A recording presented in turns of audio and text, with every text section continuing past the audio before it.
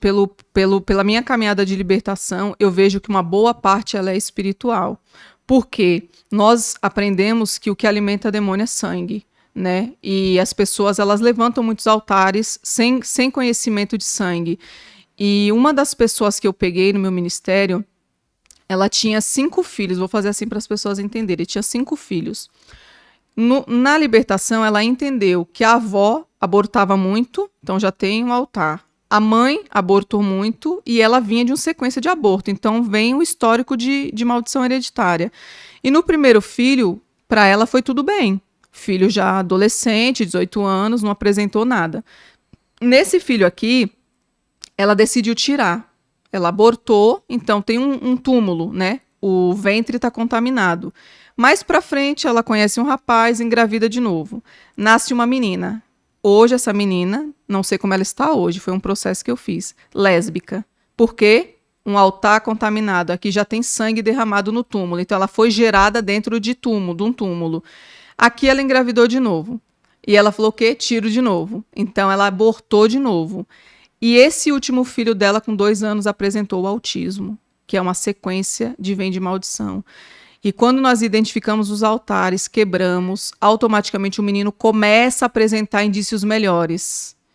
Então, era muito espiritual. E ela veio, como eu falei, isso foi um histórico que passou, não sei como ela está hoje, porque ela não é minha ovelha, foi uma libertação. Mas naquele momento a gente viu indícios de melhora. E ela abriu muita legalidade, fora, né, o testemunho dela. Então, conforme você vai alimentando esses demônios, eles ficam na linhagem. E para ter um histórico de doenças psicossomáticas, você pode estudar a hierarquia da família que tem alguém com problema de depressão, esquizofrenia, tem um altar levantado para esses demônios. E eles ficam esperando o quê? Na hora que alguém me alimentar, o vulnerável eu vou encostar. E o que eles querem? Levar até um autismo. O autismo não, perdão, o Alzheimer. Porque o Alzheimer é o final do ser humano. Ele perdeu a consciência, ele não lembra. Então, quando eles tiram sua consciência, você não consegue saber quem é Jesus, você não lembra quem é a pessoa. Esse é o final. Eu não estou generalizando. Cada história tem um mapeamento, por isso que a gente tem um mapeamento. Mas se for espiritual, pastor, eles levam para esse cativeiro do Alzheimer.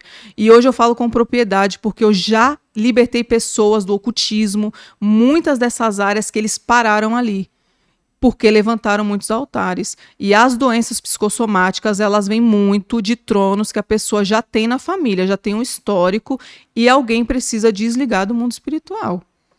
Igual essa mulher que fez um aborto, o que ela precisa fazer? É só pedir perdão? Vamos dizer que ela fez 1 ou 2 e talvez tenha alguém que passou por isso. O que ela precisa fazer para quebrar isso? Então, eu já vi alguns apóstolos, né, renomados, que eles falam sobre remissão, oferta. Eu acredito, no meu ministério, é o sangue pelo sangue. O sangue de Jesus é o que tem poder. O sangue de Jesus tem poder. Então, o sangue de Jesus, quando você aceita ele, você cancela, anula, rejeita, se arrepende, muda, confessa, ele já tirou você desse cativeiro. Não tem um sangue mais poderoso que o de Jesus. E não tem dinheiro no mundo espiritual que cobre o que Jesus fez. Então, hoje eu acredito que é confissão, arrependimento e é o caminho para você carregar a obra da cruz. Então, para mim, hoje, é o sangue de Jesus que liberta. Só arrependimento. Arrependimento, confissão. Confissão, tem que confessar o que fez, ter a proporção do que ela fez. Quando a gente fala de aborto, quando eu ministro pessoas, eu preciso entrar na ferida da alma. Eu preciso entrar na câmara da alma dessa pessoa. Ela tem que entender que ela é uma assassina. Uma pessoa que aborta, ela é uma assassina. E tem um sangue de um inocente gritando no mundo espiritual. Foi assim que aconteceu com Abel e Caim. Quando Deus ele fala, né? Ele olha e fala assim, o sangue do teu irmão está clamando por justiça. Então, quando nós tiramos uma vida, independente da sua situação, você tem um sangue derramado, ele está clamando por justiça. E Deus, ele é um Deus de equidade, né? É um Deus de justiça. E iniquidade é Satanás. Então, essa alma está gritando, eu preciso de justiça. A balança está aqui, Senhor, olha por mim. E Deus, ele é justo. Então, ele permite coisas chegar nas nossas vidas, porque ele não vai, porque ele gosta de mim ou de você, mudar os princípios. É a gente que tem que se adequar à palavra. É forte. Então, arrependimento, né? A melhor oferta já começa, né? Um princípio. Pastora, qual foi o pior caso difícil que você pegou nesse tempo ajudando pessoas. Depois nós vamos falar das escolas, dos cursos que a pastora tem, mas um que você fala, esse foi difícil lidar, o que você pode contar, é lógico. Ó, um dos que eu peguei, que foi muito difícil, tá até a minha obreira aqui, a Janaína, ela chegou, vou dar o testemunho dela, que ela já me permite falar nas redes sociais. Ela chegou morta, espiritualmente, fisicamente, mentalmente. E foi um trabalho, assim, de formiguinha, porque ela já era de igrejas, ela já tinha ministérios e ela não tinha uma cura. Tá? Ela estava entrevada numa cama, decorrente a muitas feridas que causaram nela de injustiças, prendeu ela em cativeiro, ela vem de um histórico muito difícil da família, né? Então, quando ela chegou na minha vida, foi um processo de que quem via ela nem via algo de bom, para falar a verdade. Assim, eu digo assim, no espiritual, será que ela tem um chamado? Ela vai gerar alguma coisa? E ela foi ministrada, nós oramos, viramos chaves na vida dela, ela teve muitos altos e baixos, e através do seminário de cura interior, né, que a gente, como eu falei, entra na câmara da alma, solta a pessoa, desliga ela. Hoje, para a honra e glória do Senhor, ela está aqui comigo, é a minha obreira, e a gente vê algo que aos olhos do ser humano era impossível. Ela tem uma doença, né, autoimune, e hoje a doença está estacionada. Ela não tem mais picos como ela tinha, porque ela foi liberta e nunca foi expulsando demônio, como eu falei. É uma ministração de dia após dia para a palavra entrar, para esses demônios perderem as forças e, através do conhecimento, ela viver a plenitude da cura dela hoje. Amém. Janaína. Janaína. Tá aqui acompanhando. E como é esse seminário, eu estava vendo no seu Instagram, né, que tem os links, né, para entrar em contato. Como é esse seminário da cura interior? O que é ministrado, como funciona, pessoa que quiser fazer. Os seminários são ferramentas, como eu costumo dizer, de aceleramento espiritual. Tá? A libertação ela não é cobrada. As pessoas que chegam para mim, nós oramos, paramos um tempo, identificamos, fazemos a oração. Só que eu explico para eles, pastor, que a oração é uma chave que vira a porta. Essa porta, você tem que empurrar ela e limpá-la dentro da casa, que é a alma. Que a alma está toda contaminada. Então eu explico para eles que os seminários são ferramentas de aceleramento. Comprei todos os cursos, como eu falei para o senhor, nada veio de graça, eu comprei. Não vou falar os nomes por ética, mas tudo que eu aprendi hoje, eu trouxe essa ferramenta para o meu ministério. E através dos seminários que eu aprendi, eu paro um tempo, geralmente agora é coletivo. Antigamente era uma pessoa só, agora eu faço no coletivo. Agora vai de 20 a 30 pessoas no online e eu ministro aquelas pessoas e automaticamente algumas endemoniam, que já aconteceu, outras gritam, vomitam, e elas vão passando por um processo, porque o Espírito Santo vai lembrando ela de coisas que está lá na infância, que elas não se lembram. Inclusive, da Janaína, vou dar outro exemplo, a obreira. Ela tinha um cheiro forte de podre no nariz. Ela relatou para mim que ela limpava muito a casa e o cheiro ali não saía e ninguém sentia e só ela sentia. E na cura interior e no restauração sexual, ela foi liberta, quando ela se lembrou da onde ela sentiu o cheiro, que foi na infância. Então, quem lembrou? O Espírito Santo, através do seminário, que a gente vai na profundidade. Então, os seminários hoje, eles são ferramentas de aceleramento espiritual, para as pessoas entenderem. Então, tem pessoas que não conseguem prosperar ou não conseguem no ministério ou qualquer área. Às vezes é por problema no interior, traumas, bloqueios que ela teve? Sim, muitas pessoas chegam para mim, inclusive pastores, como eu falei, com a vida toda travada, tá? Não tem um avivamento, vida financeira travada, casamento destruído, e eu fico impressionada como que aquela pessoa está vivendo aquilo, pastor. Se a Bíblia diz em Deuteronômio que as bênçãos do Senhor perseguem o povo de Deus, então tem alguma porta que está aberta. Porque maldição sem causa não se prospera. Tem que ter uma legalidade para o demônio ter propriedade na sua vida. Então, quando eu pego pessoas, nós fazemos um mapeamento, identificamos, e conforme elas vão fazendo os seminários, elas vão entendendo mais no profundo aonde a porta está aberta. E elas vão fechando, e automaticamente chega uma hora que a sua alma, né, que é o reino da alma, tem portas lá dentro. Você entrou, limpou um compartimento. Entrou, limpou outro. Automaticamente você fica limpa. O Espírito Santo, para ele morar dentro de você, que é no seu espírito, ele precisa de uma casa faxinada. Tem que estar com a faxina limpa. A gente gosta de limpeza, imagina o Espírito Santo. Então ele vai começar a fazer o quê? Limpar você, cada compartimento. E tem traumas, que são dores, que é o que mais alimenta demônio. É o sentimento. Você alimentar aquele sentimento é a mesma coisa de você acordar, tomar um café sozinha, achando que está sozinha, mas tem um demônio na sua frente, você está alimentando ele junto. Pela falta do perdão, muitas vezes a pessoa carrega uma mágoa, uma raiz de amargura. A raiz de amargura é como se você está plantando uma planta seca ali, ela está criando raízes e automaticamente desenvolve um câncer. Muitas pessoas que têm nódulos nos seios vêm de uma raiz de falta de perdão. E quando ela libera, muitas vezes, quando é no espiritual, ela é liberta. Isso que eu ia perguntar também, a cura interior está ligada à libertação, porque, vamos dizer, a pessoa sofreu um trauma. Alguém machucou, falou, ou praticou alguma violência física, mental, ou até sexual, e ela já tem esse problema porque alguém causou nela. E ainda vem demônio por causa disso? Sim, porque o que acontece? Nós estamos vulneráveis. Aqui, esse mundo não é de Deus, é do maligno, né? A gente está aqui lutando para a gente voltar para nossa casa, né? É um processo de dia a dia matando um leão. E eu vou dar outro exemplo aqui, não vou falar o nome, mas vou falar um testemunho. Chegou uma moça, deve ter 1 mês e meio agora no meu ministério, ela é de Minas Gerais.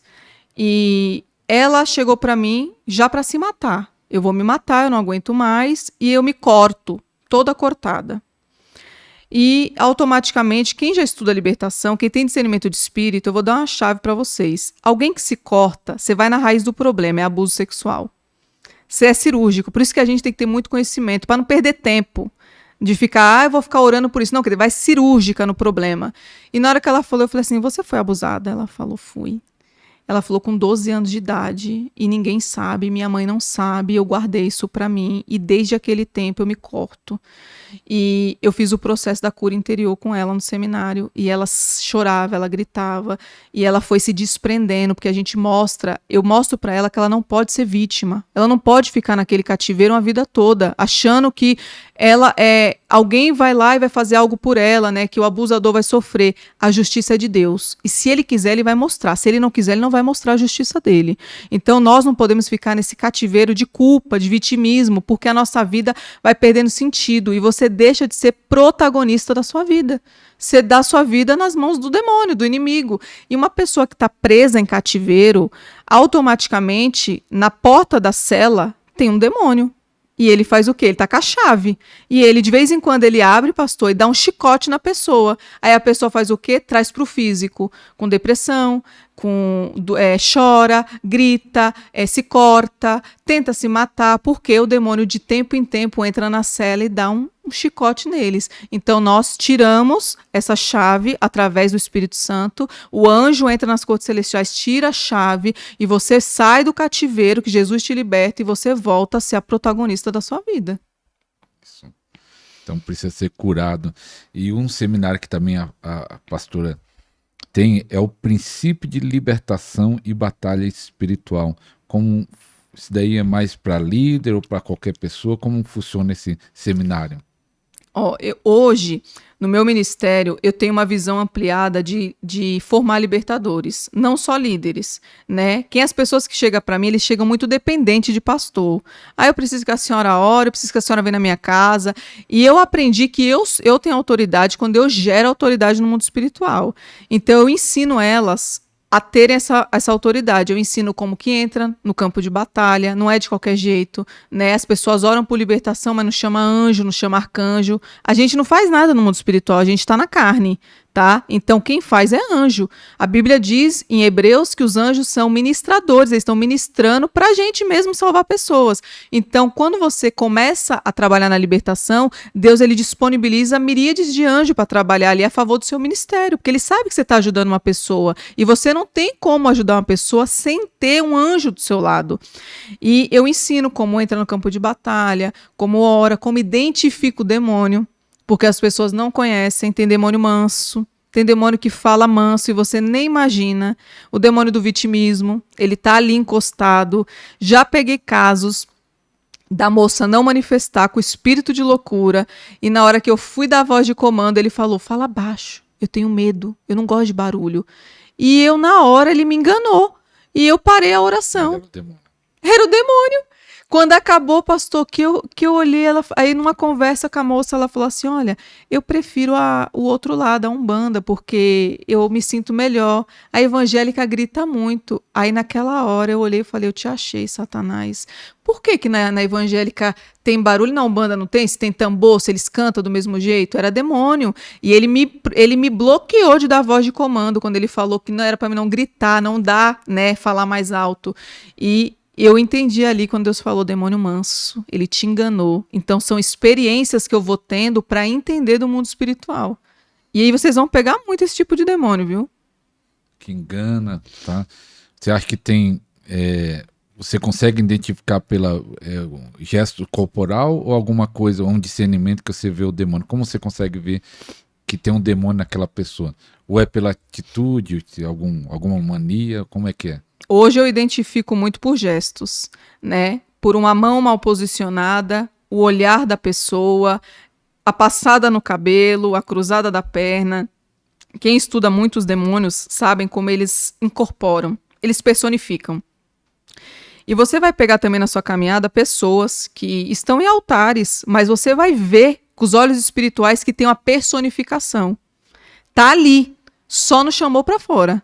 E como eu falei, nem todo demônio manifesta, mas ele traz os 3 jeitos. É a mesma coisa de um homossexual. Você vai ver que o homossexual se identifica pelo quê? Os 3 jeitos. Começa a deixar o cabelo crescer, fala como uma mulher, isso é uma personificação. E automaticamente os demônios trazem isso para a vida da pessoa, né? Quando a pessoa vem muito do lado do vício, né, muita bebida, ele faz o quê? O Zé Pilintra, ele traz essa malandragem. Então você vê numa forma de falar que ele tá lá. Ele ainda está enraizado, não teve a libertação completa. Então, hoje, com o olhar, como eu falei, os tronos de loucura, os espíritos de loucura, você vai ver muito no olhar da pessoa. É um olhar vago, ela dispersa o olhar, ela não te encara, ele está ali. Só precisa identificar. Então, hoje, numa conversa que eu tenho com uma pessoa, é rápido o discernimento. E na hora que começa a se fazer o mapeamento, você já é mais cirúrgica, como eu falei, você já acha as portas, não fica mais perdendo tempo. Como as pombagiras, né? A Sete sai, ela vira a perna, ela cruza a perna, ela tem a cruzada dela, é a chave para achar ela, né? Tem outras que mexem o cabelo, tem a cigana, e assim aí é uma sequência de estudos mais aprofundado. E você falou que alguns não manifestam. E como expulsa algum demônio que não manifesta? Como saber que ele saiu? Se ele não manifestou... Se ele não manifestar. Se ele não manifestar e você sabe, ele saiu ou não saiu. Que ele não manifestou. Que você diz que nem todo espírito manifesta. Não. A maioria das pessoas, como eu falei, não vai manifestar. É muito difícil ter uma possessão demoníaca. É quando já tem muito altar ali, ele enraizou ali dentro. Agora, a maioria das pessoas, elas são libertas através de vômito, tosse, espirro, dores de cabeça, que elas reclamam muito, área sexual, vou dar indício para vocês entenderem, quando você está ministrando a área sexual, automaticamente a pessoa sente cólica, ela sente dor de barriga, ela começa a dizer que a área está desconfortável porque ela está sendo liberta. Tá um processo de libertação. E tem casos dos espíritos da mente que eles começam a dar pontada na cabeça na hora que você está ministrando, não estou aguentando, eu quero dormir, isso é a mente. Então tem áreas que você já vê especificamente que eles estão saindo. E tem casos também que vai pegar que você ministrou, mas para você ter certeza que acabou, tem uma chave na Bíblia.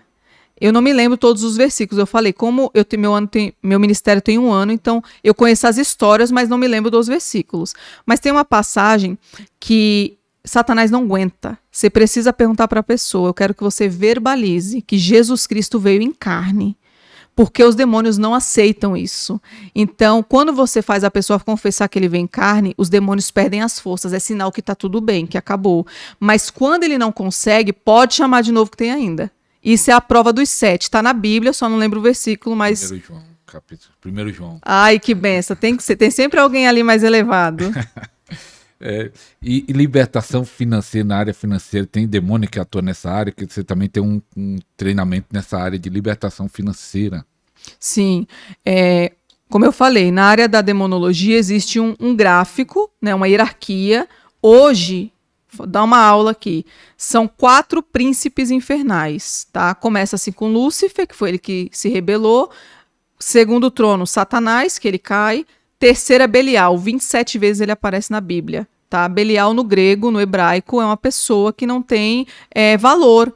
E quem não tem valor hoje é uma pessoa que tem problema mental. Você não dá crédito para uma pessoa dessa, você nem quer ouvir uma pessoa dessa. Então, Belial aqui é um dos tronos maiores. E o último é Leviatã. Abaixo deles vai descendo. Aí desce Belfegor, desce Mamon, que a gente vai falar agora. Lilith. Mamon é um trono alto também. A Bíblia nos dá parâmetro que é o único principado que Deus compara com ele na Bíblia. A Bíblia, Deus fala assim, é o único Senhor que se tiver no seu coração está competindo comigo. Eu não estou falando que ele é maior que Deus, eu estou dando um parâmetro na palavra. Ele é uma potestade de alta hierarquia e a maioria das pessoas se corrompe na área do dinheiro. Elas abrem portas através de jogos, loteria, portais que a gente abre, andar com trevo de 4 folhas, ferradura, várias coisas que tem ali que agora eu não me lembro exatamente todas. Arruda. Isso. Tudo isso é uma porta. E eles gostam disso. Eles querem isso aqui, ó, para entrar. E as pessoas às vezes falam assim, nossa, mas eu já aceitei Jesus, como eu falei, já sou batizado. Ele disse que jogou tudo no mar do esquecimento, tá? Mas eu tô falando de maldição hereditária, tem consequência. E uma coisa para virar chave na vida das pessoas, que eu sempre trago, é assim, quando a mulher conhece um rapaz na adolescência e ela gerou um filho, engravidou, vamos supor que esse rapaz carregava AIDS, transferiu para ela, já está no cativeiro da injustiça, que ela não estava esperando aquilo. E a criança que foi gerada, que é um inocente, que não tem pecado, carrega AIDS também. Quando nasce, fala assim, também tem AIDS. Isso se chama o quê? Consequência dos pecados dos pais. Isso é maldição hereditária. Não é que a criança vai pagar o pecado da mãe nem do pai. É uma consequência. Tudo que nós abrimos as portas chega nos nossos filhos, chega nos nossos netos. É uma consequência no mundo espiritual. Então, tem pessoas que talvez lá na infância acessou loteria, jogou muito, foi no tigrinho, alguma coisa. E hoje, depois de batizada, depois de já nova criatura, os altares ainda estão de pé. Está barrando a vida financeira, está trazendo os gafanhotos, né? Onde eles pegam mesmo, eles prendem a vida ali.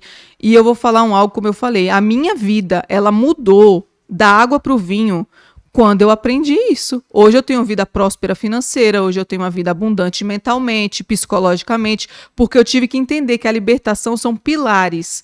E as pessoas, pastor, elas querem um passe de mágica. Elas querem fazer um seminário e achar que aquele seminário libertou todas as áreas. Resolver tudo. Não, existe uma escada que você sobe gradativamente, o conhecimento vai libertando a sua mente, e quando você já conseguiu entender tudo, é mais fácil de você não abrir a porta. E aí quando eu passo por uma prova, né, eu sei identificar, não é demônio, é Deus, porque ele também nos coloca nas provas para elevar o nosso nível espiritual. Então, quando você tem tudo fechado, você tem propriedade, você fala assim, não, agora não é demônio, agora é o próprio Deus, e eu preciso entrar mais no secreto, que ele quer me trazer algo que ele ainda não me trouxe.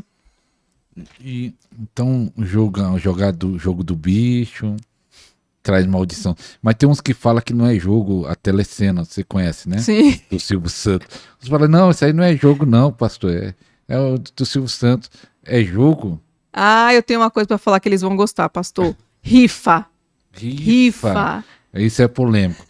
Vamos fazer um corte aqui. As igrejas que faz rifa, tá certo ou tá errado? Posso falar? Pode. Errado. As igrejas que fazem rifa, eu vou trazer no profundo agora para você entender o mundo espiritual. Quando você faz uma rifa, tem um prêmio. Quando você assina aquele prêmio, a sua mente, ela cria uma expectativa, é uma ansiedade. Você quer ganhar o prêmio. Ironia minha é falar que eu assinei uma rifa e não quero. Principalmente se for uma Bíblia de estudo. Vamos falar das igrejas, que a gente está falando de crente. Uma Bíblia de estudo dessa, que é cara. Eu quero ganhar ela. Aí eu assinei a rifa, R$2. Tudo que você coloca dinheiro, você abre legalidade para mamon. Então já atuou um principado que é mamon, quando você abriu a porta que você colocou o dinheiro. Ah, pastora, mas a intenção da igreja é boa. A intenção é pintar a parede. Querido, dê seu dinheiro, não barganha com Deus. Oferta é oferta. Quando você assina uma rifa, você está barganhando, você quer aquilo ali e não interessa a intenção. Deus está vendo que você está ali abrindo a porta. E quando você abre a porta para uma rifa, entra Mamon e entra Belial. que são os espíritos de loucura. E os espíritos de loucura, ele atua por quê? Porque você criou uma ansiedade, você queria aquilo. E eu vou falar de algo que vai mexer também. Esse copo aqui, ele tá com uma água, e é uma água limpa. O senhor tomaria essa água? Agora? Se eu não tivesse tomado, essa água é limpa, Sim, o senhor sim, tomaria? Sim. Eu vou ali no banheiro e vou pegar uma gota da privada.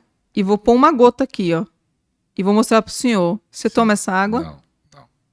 Demônio precisa de uma gota para contaminar. É uma gota. Não é uma porta, não é uma janela. É isso aqui, ó. E R$2 que você assinou na igreja, chamou eles. E eles começam a entrar. Então, rifa hoje traz problemas da mente e traz problemas na área financeira. E se a igreja que organizou, ela tem problema?